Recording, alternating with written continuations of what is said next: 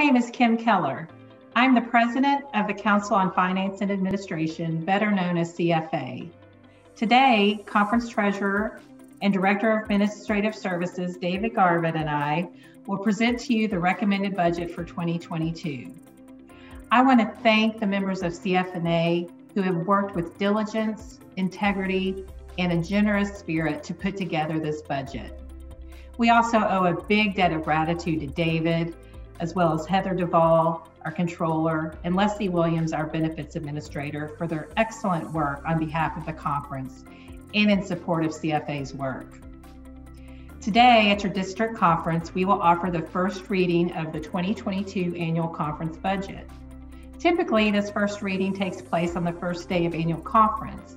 However, just like last year, the 2021 annual conference is shortened and meeting virtually, so we've adjusted our regular process of presenting the budget. We welcome your comments, questions, and feedback, and at the end of the presentation, we'll let you know how to do that.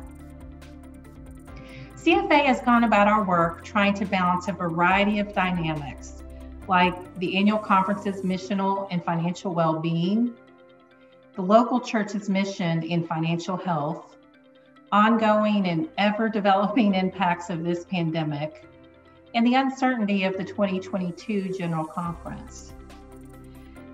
Certain guiding themes began to emerge as we went about our work this year: sustainability, fruitfulness, and adaptability. Ultimately, we identified three priorities for the 22 budget. We want to recognize and honor the contributions of the conference staff. We want to continue to be fiscally healthy, and we want to improve clarity of the presented budget. Now to the 22 proposed budget.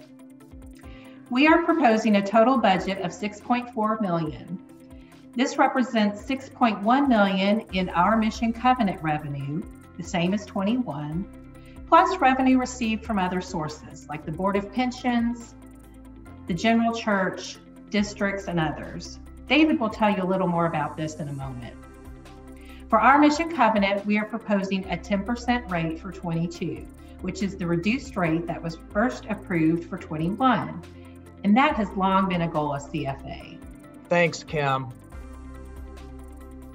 As Kim noted, we are presenting a budget with the same Our Mission Covenant rate and revenue as 2021.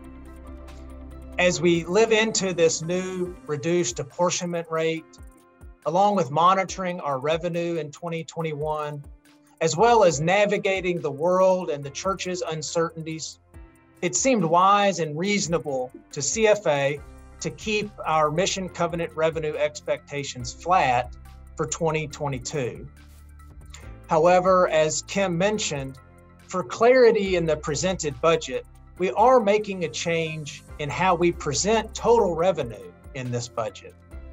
We are fortunate to have great partners who contribute to the conference in a variety of ways, including financially. These amounts have always been included in our budget, but have often been depicted as expense offsets. And so we have decided to move these other sources of revenue to the revenue section of our budget for the sake of better clarity in our overall budget picture. And so included in the budget as revenue are the amounts we receive from our partners, including the Board of Pensions, the General Church, districts, and others. And so in total, our Mission Covenant revenue plus these other sources lead us to a proposed 2022 budget of roughly $6.4 million. Turning to the expense side of the budget, we will look at the total $6.4 million budget in three categories. First, we are budgeting approximately $2 million for General Church and Southeast jurisdiction apportionments. This is the same amount as currently in our 2021 budget. I'll now turn to Kim to speak about the human resources category of the budget. Kim? Thanks, David. For 2022, we are recommending a 4% increase in our compensation and benefits pool. While that may seem like a large increase in a single year, let me share how we arrived there. First, as we look back 4 years, our budget has reflected priorities other than our human resources. Adding 4% to our pool in 2022 allows us to get to a more reasonable 4-year average, though still below the average compensation growth of full-time clergy in our conference. Second, in 2020, there was a significant reduction in conference staff, in fact, more than $450,000. Many of our remaining staff have taken on additional duties, and we want to recognize and honor their contributions. Also, please note that in 2021, our budget reflects just 6 months of salary and benefits for the Bluegrass District Superintendent, while the 22 budget accounts for 12 months. Now, due to increased support from some of our partners, we're proud that we have a plan to invest in our people in this way, with only very minor changes to investments in our ministries. David will now share how we propose to support conference ministries in 22. In addition to our human resources as ministry resources, CFA is also, of course, proposing a budget that supports the mission and ministry teams throughout the annual conference. Overall, spending in these areas is proposed to decrease by roughly $26,000 or 1% in 2022.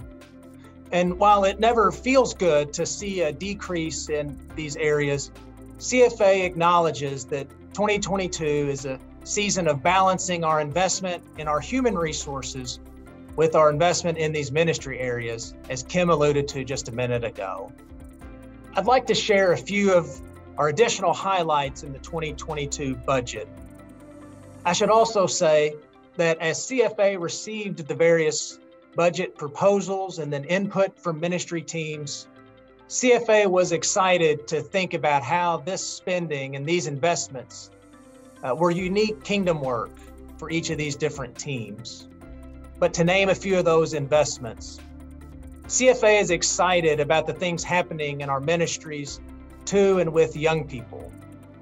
In fact, over $700,000 in our budget are devoted to these ministries.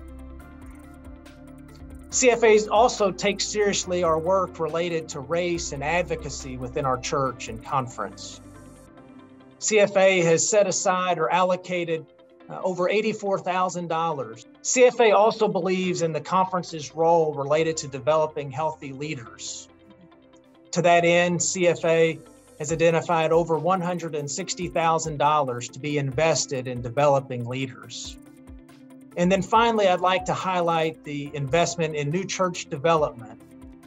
Over $360,000 will be set aside for the work in the new church development area. And in all of its budgeting, CFA has aimed to provide resources in these areas of fruitfulness, of sustainability, and of adaptability, so that together, our clergy and our churches and our conference, together we can all serve in this ever-evolving world of ministry opportunities.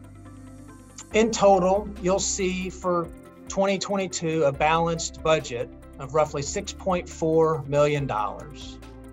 And we believe deeply that each of these dollars is invested in the work that God is doing in and through God's churches and God's people all across Kentucky and beyond. Well, there you have it, our 22 proposed budget. Though we continue to be in a time of uncertainty, there's no doubt that God is up to exciting things in the Kentucky Conference.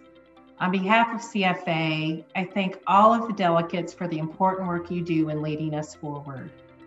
Please let David or me know through the emails you're seeing on your screen if you have any questions, feedback, or insights you'd like to share with us. We will respond at the annual conference in June. I look forward to seeing you then.